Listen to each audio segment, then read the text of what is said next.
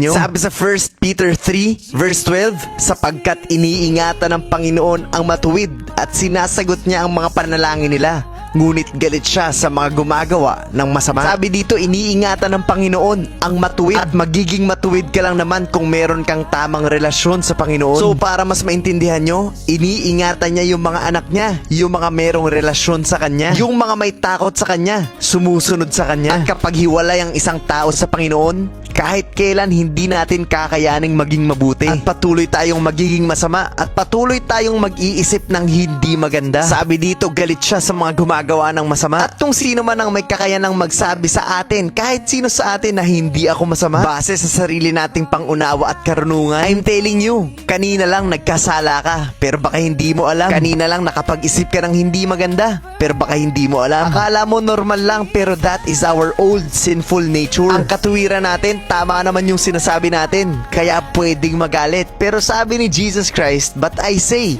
if you are even angry with someone, you are subject to judgment. Kung ikaw daw ay nagagalit sa isang tao, huhusgahan ka daw. Hindi na dito pinag-uusapan kung sino ang tama at mali. Pero dahil meron kang galit sa puso mo, ibig sabihin nagkakasala ka. So isipin mo mabuti. Nag-isip ka ba ng hindi maganda kanina? Nainis ka ba? Kahapon, nung isang araw? Malinis ka bang talaga? It only shows na lahat tayo ay madumi at makasalanan. At makakaiwas ka lang sa mga bagay na to kapag meron kang tamang relasyon sa ating Panginoon. Yun lang ang tanging paraan para maging matuwid, para maging mabuti. At kapag ganon, ay iingatan ka ng Panginoon. Ngunit kapag hindi, ay magagalit siya sa'yo. Napakasimple lang guys. Gusto mo ba ng pag-iingat ng Panginoon? Unahin mo ang tamang relasyon sa Kanya. At sana po ay malinaw at naiintindihan niyo po talaga ang mensahe ng video na to.